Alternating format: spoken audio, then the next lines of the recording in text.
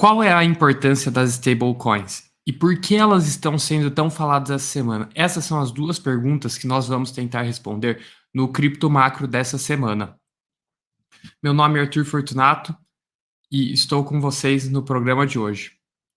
Essa semana nós temos ouvido falar bastante sobre o BUSD, que é o Binance USD, um token, um stablecoin emitido pela empresa Paxos nos Estados Unidos, que atua como uma moeda de cripto que ela é atrelada ao dólar, ou seja, o seu preço nunca deve variar, ela está 100%, ao menos em tese, garantida por dólares. Então, todo dólar que você compra, você deposita $1 para a Paxos, ela emite um BUSD e você daí tem esse token na rede que, teoricamente, caso não haja nenhuma má gestão desses fundos, ele vai perder o seu valor e então ele vai sempre ficar atrelado ao dólar.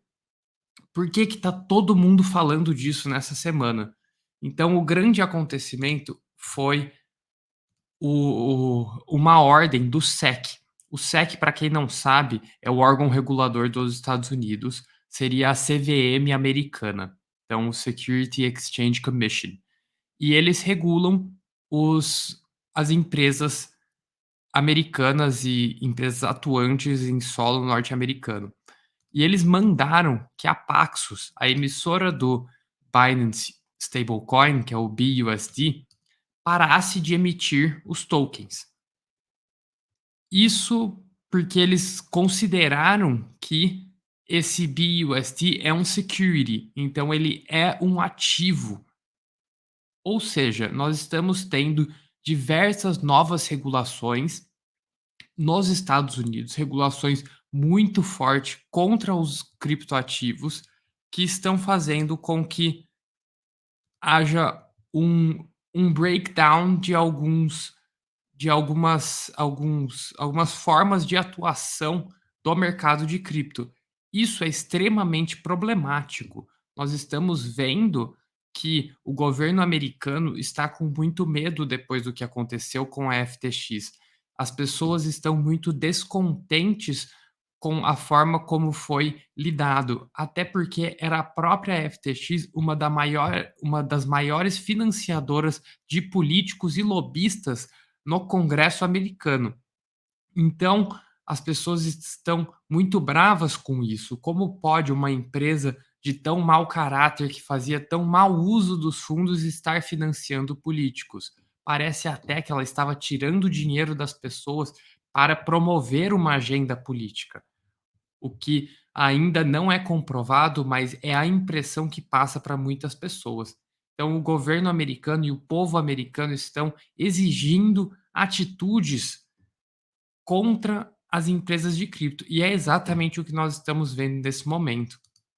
Nós tivemos com isso, com esse breakdown, com esse clampdown em cripto, além dessa notícia do Wall Street Journal, tivemos também uma proibição do staking. Inclusive, a Coinbase falou que irá defender isso nos tribunais americanos, porque o staking está sendo considerado como um security e é isso que eles querem avaliar, se de fato eles devem considerar como um security registrado na SEC ou não, já havendo um precedente quando o SEC multou a Kraken em $30 milhões por conta de considerar sim que o staking que ela fazia deveria ser um ativo registrado junto à SEC. Nessa semana, com todos esses movimentos, nós tivemos uma queda acentuada do Bitcoin. Ele veio das suas máximas de 23.000, 24.000 e 100 para 21.600. Foi uma queda de mais de 5%, uma queda muito rápida e muito acentuada. Esse foi um dos maiores movimentos que nós vimos depois desse mini bull market que nós tivemos, trazendo o preço do Bitcoin de 16.000 para 24.000. A gente está tendo esse repique para baixo muito por conta dessas notícias. Agora, a nossa verdadeira pergunta hoje é: qual é a importância das stablecoins? Por que que nós precisamos de stablecoins e qual a relevância disso para o mercado de cripto? Primeiro, a gente precisa entender que a stablecoin tem um market cap gigantesco. Aqui nós vamos olhar para as maiores delas, que hoje é o Tether com 70 bilhões de market cap. Depois temos o USDC, emitido pela Circle, que tem 41 bilhões de market cap. Em terceiro lugar, o BUSD, que é o Binance USD, esse exatamente que a Paxos emitia e está tendo essas regulações em solo americano, que tinha 18 bilhões até 2 dias atrás. Agora, com essa regulação, já caiu para 15 bilhões, uma queda muito expressiva de quase 20% no valor do ativo. Além disso, além desse market cap gigantesco que eles têm, como que ele funciona, né? Eles têm que manter sempre o seu PEG em 1 para 1. É exatamente essa a proposta. A moeda de conversão, a moeda base de tudo ainda é o dólar. É o dólar que garante os preços, tanto que todos os ativos são precificados em dólar. Olhando na mesma página, a gente vê o todos os ativos aqui no CoinMarketCap são dólares que a gente considera como base, como comparativo. Inclusive, por isso que eles ficam como $1 o valor, 0,9999. E, mas o correto seria estar exatamente $1. Existe até uma possibilidade de arbitragem quando eles não estiverem exatamente $1. Sendo todos esses ativos denominados em dólares, nós temos que ter uma moeda em cripto que seja equivalente ao dólar. E essa é a função das stablecoins. As stablecoins são denominadas em dólar. Ela, teoricamente, todas elas, cada um USDC que existe em circulação, está baseado em $1 que foi depositado em conta. Eles não podem emitir mais dólares. Legal, então nós temos esse mecanismo, que é transformar o dólar normal, o dólar do dia a dia, o dólar físico, em um dólar digital. Isso nada mais é do que tentativas privadas de criar o dólar digital. Se o governo americano viesse e fizesse um dólar, um CBDC, que é o Central Bank Digital Currency, emitido em blockchain e liberasse que todas as pessoas negociassem ele, não haveria mais necessidade desses stablecoins privados. Mas como ainda não existe isso, nós precisamos de stablecoins privados para fazer a função de dólar digital. Aí nós temos a questão: quem está emitindo esse dólar? No caso do USDC, é a Circle. No caso do Binance USD, é a Paxos. No caso da Tether, eu me esqueci. Eu acho que é a própria Tether que emite. Enfim, outra empresa, são empresas privadas todas. E essas empresas privadas, elas funcionam da seguinte maneira: elas captam esse dinheiro, então elas captam dólares com as pessoas que querem transferir o seu dólar para cripto. Então ela capta $1 com o Arthur, que deposita na conta da USDC da Circle $1. Então ela tem agora $1 em ativo. Ela emite $1 em USDC. Então eu acredito que eu tenho $1 depositado na Circle que eu posso retirar a qualquer momento. E agora eu tenho esse USDC que eu negocio livremente nos ativos digitais como eu quiser. Quando eu quiser fazer minha retirada, eu acredito que esse $1 vai estar lá, então a USDC vai conseguir comprar o meu USDC e devolver o meu dólar. Então é uma questão de confiança. E a empresa, lógico que ela tem que ganhar dinheiro com isso. Nenhuma empresa vive de ar. Então, o que ela faz? Esse $1 que ela tem depositado, ela investe em ativos, normalmente os ativos mais seguros que existem, que hoje são considerados o tesouro americano. Então, ela pega o meu $1 que eu depositei com ela e investe $1 no título americano, que hoje está pagando uma taxa super alta de 4%. Então, ela tem um spread de 4%, porque ela me paga zero, ela só me dá o USDC e ela está ganhando 4%. Se ela tiver $1 bilhão, ela vai ganhar $40 milhões no final do ano. Lógico que daí ela tem custos, ela tem um operacional que ela tem que manter e afins. Mas essa é a forma de atuação das empresas por trás desses stablecoins privados. E como eu disse, o CBDC é uma maneira de acabar com tudo isso. É o governo liquidar a emissão de stablecoins privado, porque daí vem o próprio governo americano e eventualmente o próprio governo brasileiro e eventualmente o próprio governo de todos os países e emitem suas próprias stablecoins. Então não há mais a necessidade de uma stablecoin privada. Talvez ainda exista alguns tipos de stablecoin, inclusive stablecoins algorítmicas, que são outra questão completamente, mas talvez ainda haja espaço para isso, por conta da credibilidade, por conta de haver uma desconfiança até mesmo dos próprios governos. Mas nós sabemos que daí é uma questão inflacionária, aí é uma questão de emissão monetária e perda do poder de compra da moeda. E não de forma alguma a capacidade do governo em garantir que ele consegue te devolver $1 para o seu $1 depositado, porque isso o governo soberano e emissor da sua própria moeda com certeza vai conseguir fazer em qualquer circunstância. A questão é o poder de compra dessa moeda, e daí nós retornamos para a economia real, para uma questão inflacionária. Quanto de poder de compra tem essa moeda?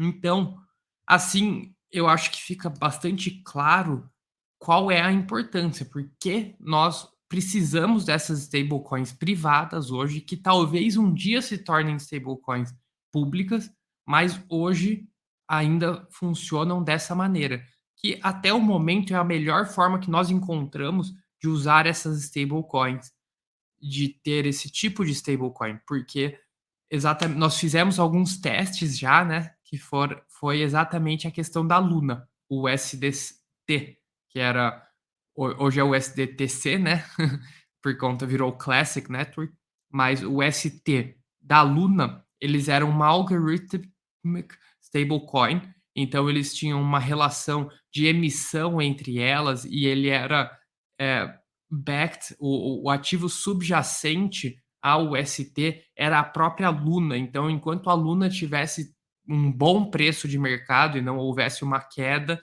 ele se sustentava e era capaz de vender livremente, e o algoritmo funcionava muito bem. A partir do momento que começava uma venda mais forte, ele perdia esse preço e não havia mais colateral suficiente para garantir todos os depositários, não sei. Então, é isso que acabou acontecendo, o SDT acabou quebrando e se mostrando uma falha, e mais uma falha de stablecoins algorítmicas, porque não foi a primeira, já ocorreu mais de uma nesse passado de nesse curto tempo, né, que cripto existe, esses 10 anos, nós já tivemos diversas quebras de stablecoins algoritmos, mas nenhuma que tinha o tamanho da Luna.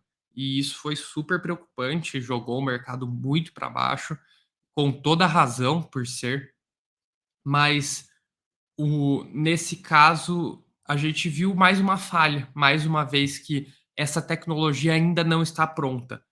Pode ser que chegue uma hora onde ela é talvez a solução quase ideal, ou talvez até a única alternativa que não seja os CBDCs? Pode ser, mas vamos ver, isso é para o futuro. Agora, você deve estar se perguntando qual que é a importância de tudo isso, né? Por que que importa para mim, para o investidor, se o se estão bloqueando uma stablecoin, se não estão, o que que vai mudar para mim?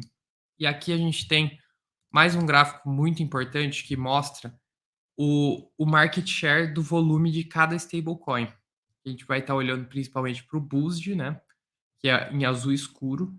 Daí temos o SDC, o USDT e outras moedas. A gente vê que o BUSD estava quase com 30% de mercado do volume de negociação, porque a Binance tinha vários incentivos para as pessoas negociarem em BUSD. Esses incentivos vinham através de uma zeragem da taxa de negociação da Binance para negociações com o par BUSD. Então ela estava tentando empurrar o BUSD, tentando fazer com que pessoas usassem mais o seu dólar, porque quanto mais pessoas usarem o dólar, melhor é para ela, mais liquidez vai haver, uma centralização maior. Apesar dela não ser a emissora desse dólar, era a Paxos, uma outra empresa que fazia a gestão que eu acabei de falar, que é captar os dinheiros com os depositários e depositar esse dinheiro no Fed ou em ativos super líquidos que eles considerem bons, para ganhar uma rentabilidade e ainda ter liquidez. Isso impacta, em primeiro lugar, as pessoas que negociam na Binance. Nós sabemos que a maioria do mundo hoje opera pela Binance, ainda é uma minoria que está operando pelas corretoras descentralizadas, infelizmente. A Binance ainda tem uma interface excelente, ela que faz o on-ramp, ou que habilita com que as pessoas enviem o seu dinheiro e transformem os seus reais em cripto. Então, ela presta esse serviço muito bem, então as pessoas acabam usando muito disso. Os traders na Binance utilizavam muito o BUSD por conta dessa menor taxa de essas taxas de futuros, de spot, em todos os lugares você tinha descontos e vantagens e benefícios ao utilizar o BUSD. Então isso era muito utilizado. E mas além disso, nós perdemos bastante liquidez no mercado, perdemos alternativas, temos uma centralização muito maior. Parece que o SDT é o que mais se sobressai e o que vai continuar se sobressaindo nesse momento. Ele vai ter um share maior de mercado. E isso é um risco de centralização bastante grande. A Tether, que é a emissora do STT, já teve diversos problemas no passado onde a sua liquidez foi questionada. Houve instâncias onde foi houve rumores que o SDT investia em títulos muito pouco líquidos, inclusive em títulos de empresas privadas. Ou seja, se houvesse uma corrida bancária contra o SDT, uma saída, um questionamento, se ela de fato teria liquidez para fazer justo com todos os seus clientes. Isso é extremamente perigoso, apesar de a Tether já vem repetidamente tentando se demonstrar super segura. Nós não temos um Proof of Reserves de nenhuma delas até hoje, e Proof of Reserves e Proof of Liability, né? O que seria o Proof of Reserve? O Proof of Reserve seria ela mostrar todos os ativos que ela tem, e o Proof of Liability é todo o passivo que ela tem. Então nós precisamos ver as duas coisas. Igual a própria FTX quis mostrar, eu tenho mais de 5 bilhões de dólares. Tá, mas você tinha 15 bilhões de passivos, os seus 5 bilhões de dólares não serviram para nada. Então nós temos que ter os dois, preferencialmente on-chain, verificável, auditável por todos, para que qualquer um consiga ir lá olhar. E ainda mais, no caso dessas empresas, o balanço completo de quais são os ativos, onde está esse dinheiro investido, esse dinheiro é mesmo líquido. Se a gente tiver uma venda, um sell-off de 30% do USDT, que é, vamos por aqui, que são 40 bilhões de dólares. Onde estão esses ativos? Qual que é o mercado que vai permitir com que haja liquidez desses ativos, sem que isso perca valor, que ele de fato consiga reaver todos os isso, desculpa, 40 bilhões é só o volume, são 70 bilhões de dólares. Então, Que mercado que tem liquidez, ela está diversificada o suficiente em mercados líquidos para conseguir haver todos os seus clientes se houver uma corrida bancária? Então, isso é um problema bastante grande. Então, não é bom, é sempre péssimo que a gente perca mais uma alternativa. Quanto mais diversificado e descentralizado for essas, essas empresas emissoras de stablecoins, melhor é para todo mundo.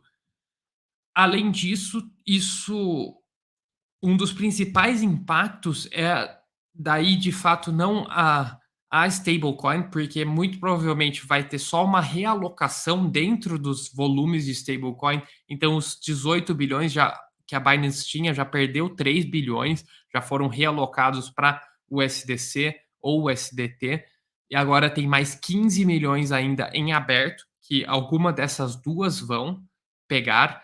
Talvez as pessoas decidam investir em criptos mesmo, em vez de stablecoins, muito difícil. Mas tem também a questão do staking. Nós tínhamos staking de pares, os stakings praticamente sempre são de pares. O yield farming, principalmente, o staking você consegue fazer o staking locked de um único ativo, mas o staking, o yield farming de pares incluía muitas vezes uma stablecoin e uma cripto, para que não houvesse um impermanent loss tão grande. Nesse caso, nós tínhamos o BUSD, principalmente na rede Binance, era muito utilizado. Então, nós vamos ter que ter uma realocação e entender para onde que vai esse novo staking, como que ele será feito, se vai simplesmente mudar para o USDC, para o USDT. Então, nós temos que ficar bastante esperto nos próximos meses para entender como vai ser essa transição e quais vão ser as implicações disso para o mercado. Esses 15 bilhões, o que, que vai acontecer com eles? Eles vão simplesmente migrar para outra moeda ou não? Eles vão migrar para projetos ou, enfim, nós sabemos que existe uma relação inversamente proporcional entre o valor das stablecoins com o valor de mercado. Então, quanto maior for o valor das stablecoins, quer dizer que tem bastante dinheiro no mercado, mas ele não necessariamente está indo para as criptos.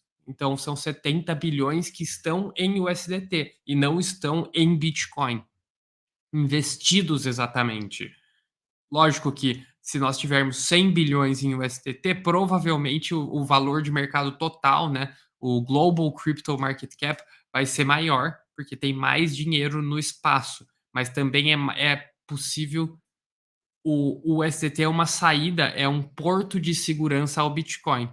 Então, quanto maior a alocação percentualmente em stablecoin dentro do mercado cripto total, quer dizer, maior a fuga de risco, mais as pessoas estão buscando segurança. Hoje nós temos mais ou menos, são 70, mais 40, mais 15, são 125 bilhões em stablecoins, dá 12% do mercado mais ou menos. Então, esse número é importante para nós acompanharmos para exatamente fazer essa análise de onde está, se as pessoas estão mais avessas ao risco ou não, se elas estão mais propensas ao risco. E 12% é um número bastante grande, bastante significativo. Além disso, vamos ter essa centralização maior, que é muito ruim para todos, né, como eu já disse. E as stablecoins, a principal questão aqui é exatamente a regulação. Como que ela está vindo? Como que o governo americano está fazendo essa regulação? Por isso que eu estou falando aqui hoje de stablecoins como um fenômeno macro. É, essa regulação que está vindo nas stablecoins indica como o governo americano está atuando com relação ao mundo de cripto como um todo. Essa não foi a primeira instância que isso ocorreu, de uma forte regulação, uma regulação bastante estranha, parece que pouco pensada até o final, porque é uma maneira bastante boba de se regular cripto, ir atrás das stablecoins, inclusive porque é um pouco difícil você considerar stablecoin um ativo de investimento. dificilmente, eu acho que isso vai se sustentar a aos juízes para quem entrar para essas empresas, se a Paxos mesmo, apesar dela já ter falado e já estar começando a fazer a aceitar essa lei, eu acho que seria bastante difícil. E a questão também é a realocação por conta dessa regulação, dessa nova regulação americana que veio nesse momento nas stablecoins, mas também já está vindo no staking, e que a Coinbase diz que vai defender os usuários, isso provocaria uma realocação gigantesca de capital no mundo todo, porque os Estados Unidos deixaria de ser um grande polo de investimento de capital de cripto. Ele não poderia mais, por lei, ser, ou haveriam custos regulatórios gigantescos, e nós sabemos que o mundo digital ele pode acontecer em qualquer lugar. Então, é muito simples você tirar uma empresa dos Estados Unidos, uma empresa totalmente digital, transferir ela para outro lugar, para um paraíso fiscal, talvez, para Bahamas, para qualquer outro lugar que seja, para que ela comece a atuar lá e não esteja sujeito a essas restritivas leis americanas. E no final do dia, quem sai perdendo será o povo americano, que terá que enfrentar esses custos e dificuldades e barreiras impostas pelas próprias regulações americanas. Então, nós poderemos sim ver uma realocação de capital muito grande. Só com esse movimento das stablecoins já estamos vendo, ao menos entre as stablecoins, o que de fato acaba não tendo muitas implicações diretas, mas diversas consequências gravíssimas indiretas para todo o mercado de cripto.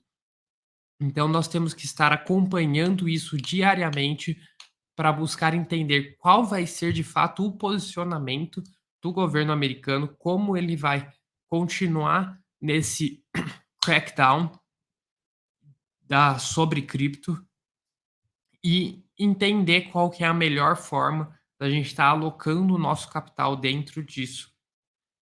Hoje, sobre stablecoins, a minha recomendação seria ficar com a Circle inicialmente, que é o USDC, que eu considero um pouco mais confiável que a USDT, mas mesmo assim é, é bastante ruim e bastante triste ver esse movimento.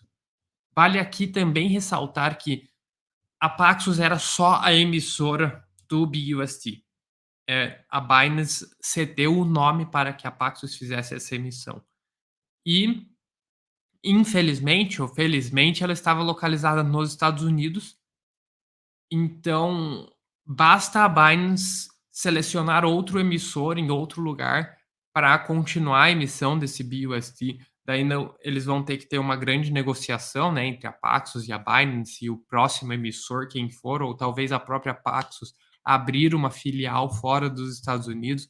Não sei se a legislação permitiria isso, mas existe sim algumas alternativas que muito provavelmente já estão sendo exploradas pelo CZ e pela Binance. Então, esse capítulo ainda não está fechado, ainda tem muito que desenrolar, ainda vamos ver exatamente como virão essas regulações americanas, mas a um primeiro momento elas estão sendo bastante restritivas, bastante punitivas para o mundo de cripto como um todo, inclusive como o próprio preço do Bitcoin nos mostrou nessa última semana. Bom, por hoje é só, pessoal. Espero ter respondido as duas grandes perguntas que eu me propus aqui a responder. E bons trades a todos e até a próxima.